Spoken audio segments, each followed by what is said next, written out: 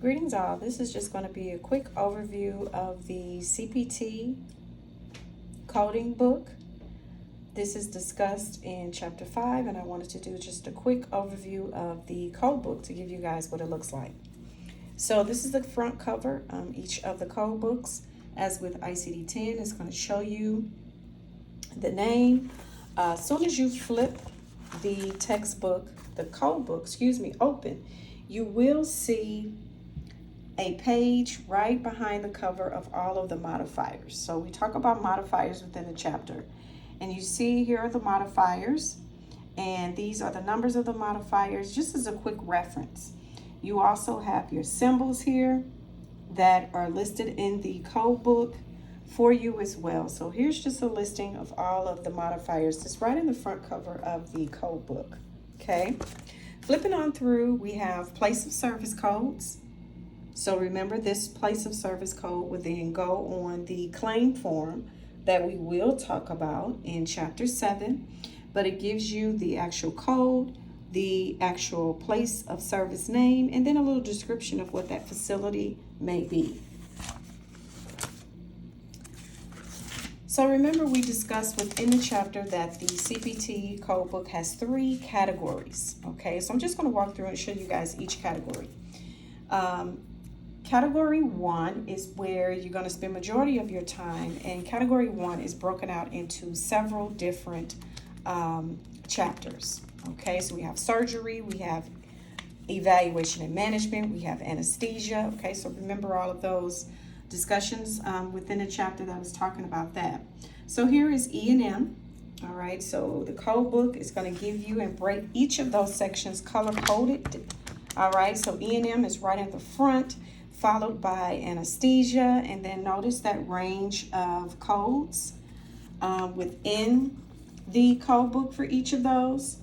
All right, notice kind of how it then goes by category within the code book and so forth. So I'm just going to flip through and you guys can see. Here's pathology and lab. Then we get into surgery by different body systems. All right, notice how cardiovascular, notice how that goes. And then it's the same format, okay, where you have a code and then it is a description. All right.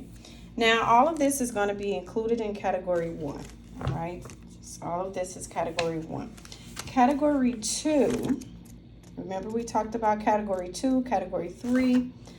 Those performance codes for category 2 has its own section as here. Okay. And there are going to be codes here for category 2, right? So here's an example of what those codes would be like. Category 3 is going to be right behind category 2. Here's category 3. Notice the format of category 3 codes. Remember what the chapter discussed around category 3 codes, okay? All right, and then behind there, if we keep flipping, notice we have our appendices that we talked about. So even though those modifiers are listed right at the beginning of our code book, we also have an appendix that goes into more detail with the description of the modifiers if there are ever any questions if you're using the correct modifier. All right, now let's talk about how we even locate a code. All right, when you locate a code as discussed within the chapter, you're going to always go to the index. And here's our index here. That index is going to be in alphabetical order. And then we would actually look for either the body part, such as abdomen, or we would look specifically for the procedure, such as, for example, here, ablation. All right. Then from there, okay, depending on what you're looking for example, here's angioplasty. Then we would actually go to the body part where it was located.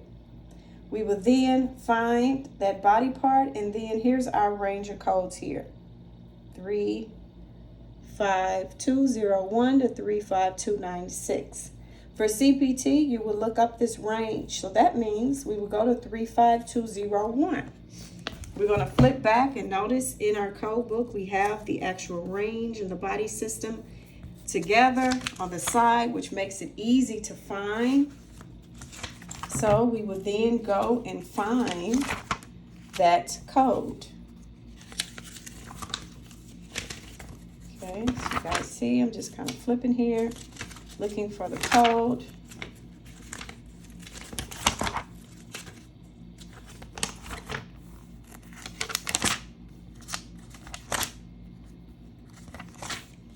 I hope I remember what the actual code was. Okay.